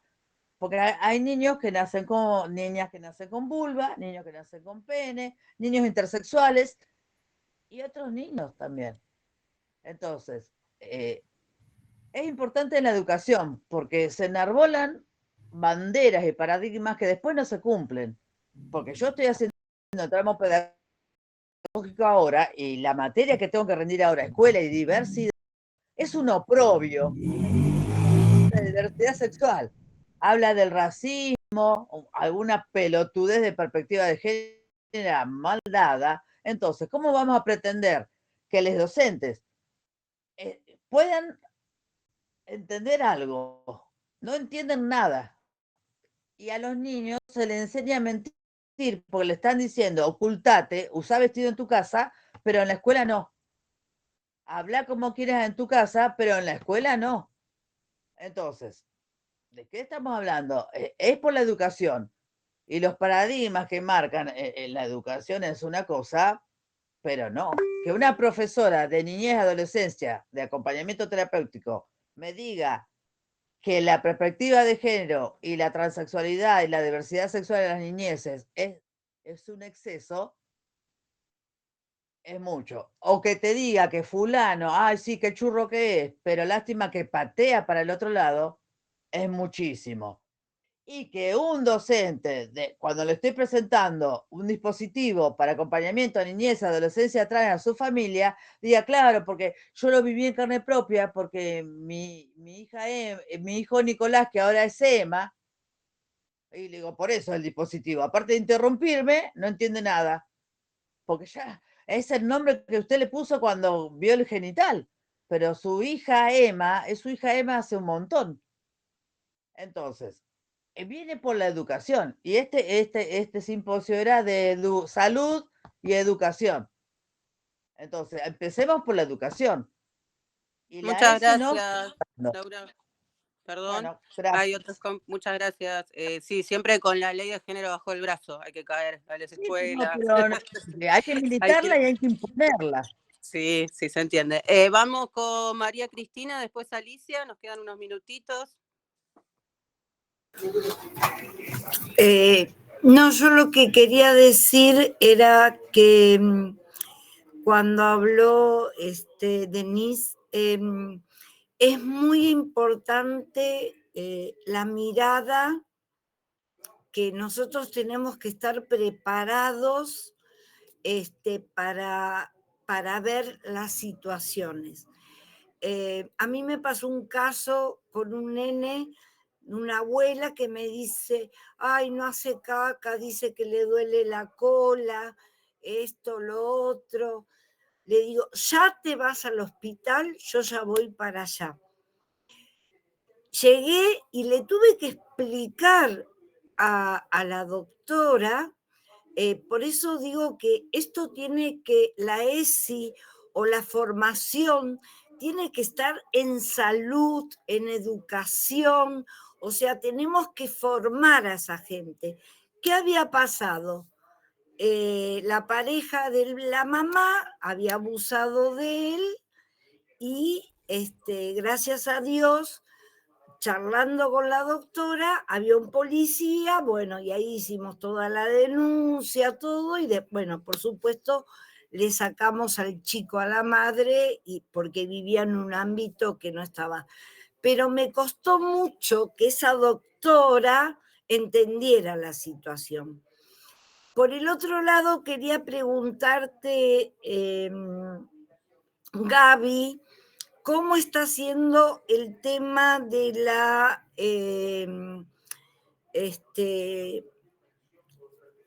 de la atención a las chicas, a los niños trans? Es decir, este gobierno sacó todo los tratamientos se están peleando o hay que hacer amparos, te digo yo por casos que hay que hacer, si tengo que hacer un amparo en la Defensoría o en la Justicia, quería saber eso, Gaby. Mira, en primer lugar, se sacó el acompañamiento en el sistema de salud con mentiras. Eso está muy bueno también decirlo, porque en Argentina no se hormonizan ni se operan a niñeces y adolescencias trans que sean menores de 18 años. Sí. Eso está clarísimo, pero se decía que se mutilaban a las niñas, una cosa tremenda. Sí, sí. Entonces, ¿para qué? Para modificarlo y sacarlo.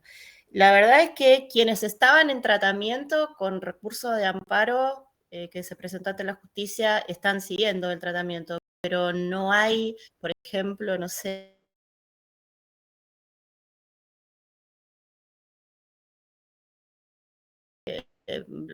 las obras sociales, que son empresas, y este gobierno a quien beneficia, a las empresas, también se están negando a realizarlo. Lo bueno es que no todas las adolescentes quieren esos tratamientos, pero quienes sí lo quieren, porque es su derecho y es vivir el cuerpo como cada persona lo necesita vivir, está teniendo mucha complejidad porque no.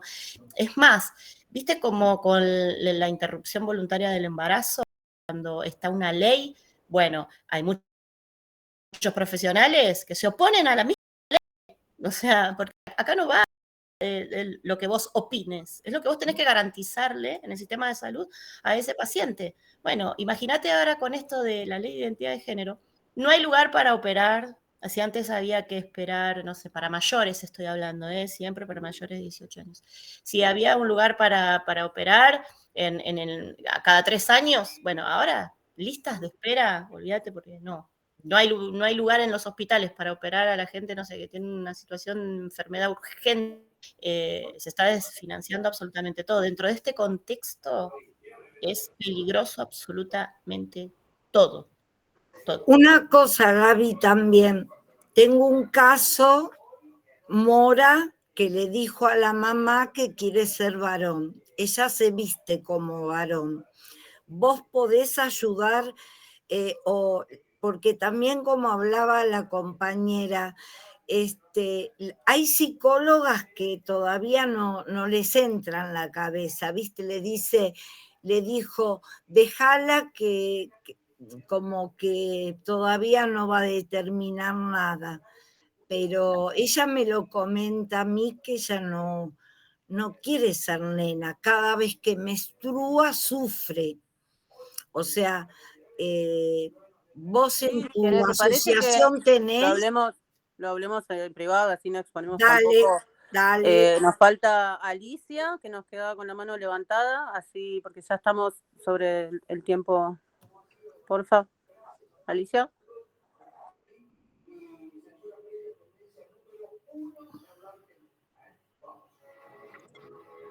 Alicia, ¿querés hablar? Hola, sí. Hola, sí, buenas noches. Soy Alicia de Misiones y le quería contar un poquito rápido porque estoy mirando el reloj, que a las 9 seguro que vamos a cerrar. Trabajo en salud en la provincia y me pasó con una nena de 9 años que fue violada por su primo de 16 y llegó a la consulta en una escuela que nosotros fuimos a hacer un operativo y no se quería, la madre quería que le revise el pediatra que estaba y el ginecólogo. Entonces la nena no se dejaba, lloraba. Yo estaba con la gente afuera y me llaman para que le pueda ayudar. La convencí porque yo fui violada cuando era muy chica, entonces eso nunca se olvida y tenés que saber cómo actuar. Así que me acerqué a la niña, le conté algunos casos, algunas cosas y ella accedió. La acostamos en una camilla que teníamos nosotros particular. Le tapé la mitad de su cuerpo con una bandera argentina, grano y todo, pero le tuve que tapar a la nena y le hicieron la examinación y había sido violada. Ahí se hizo todos los trámites correspondientes, se sacó la duda a la mamá, fue muy triste. Vamos a dar charlas educativas en las escuelas, los evangélicos padres no permiten que los hijos accedan a la charla, creen que nosotros vamos a enseñarles seguro con Kama Sutra y no solamente de educación sexual y el cuidado de su cuerpo. Así que es difícil, que estaban hablando de educación, y es difícil para estar del otro lado porque detrás de un escritorio a veces uno piensa una cosa, cuando está en terreno tenés que saber muchísimas otras cosas más como para poder complementar y ayudar a la maestra, porque no es fácil también, la maestra no tiene las herramientas correspondientes, y más con este presidente que tenemos, y tenemos muchos embarazos menores de 13, 14 años, y hay muchas enfermedades de sífilis, para no conseguir ahora los cuidados preventivos de las mujeres. Así que no sé lo que va a pasar. Era solo eso que, mirá, lo hice rapidísimo en 2 minutos.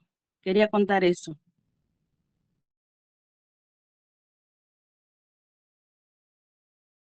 Gracias, Alicia. Ahí les compartí el chat donde venimos trabajando del grupo para quien se quiera sumar.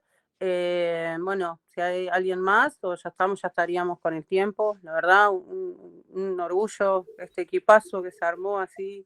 La verdad que remil agradecida, y seguimos, nos seguimos encontrando en distintos espacios que habitamos, pero me encanta compartir. Gracias, muchas gracias. ¿Alguien más para decir algo? Ahí sí me había tirado una propuesta. ¿Qué hice yo? ¿Qué rompí? No sé. No, eso, ahora solo me queda agradecer. La verdad que es re lindo encontrarnos, pero sobre todo saber que no estamos solos, que no estamos solas, que hay un montón de gente pensando y resistiendo, y bueno, y recordar siempre eso, que los únicos privilegiados, las únicas privilegiadas, las únicas privilegiadas sean los niños. Sí. Muchísimas gracias, Jimmy. Gracias a todas, a todos. Gracias, María Cristina. Muy importante para la multisectorial. Este es el primer panel que se organiza desde este equipo de niñez y adolescencia de la multisectorial federal. Entonces felicitarlos a todos. Decir que fueron muy importantes los conceptos que se virtieron, mucha claridad sobre la problemática. Nos preguntamos nosotros en qué medida poder aportar desde este proceso de articulación las herramientas más adecuadas para que en cada uno de los ámbitos se puedan desplegar. Vamos a seguir trabajando, se viene el derecho al tiempo, el 9A, hay un montón de cosas para seguir articulando y trabajando juntos. Así que bueno, para quedarse las que quieran, los que quieran, para quienes están mirando esta grabación del encuentro que está subida en YouTube, mandamos un abrazo enorme e invitamos a todos a participar en el taller, que seguramente va a tener lugar, coordinado por la excelente labor de las compañeras del equipo. Muchísimas gracias. Gracias a todos, buenas noches. Gracias.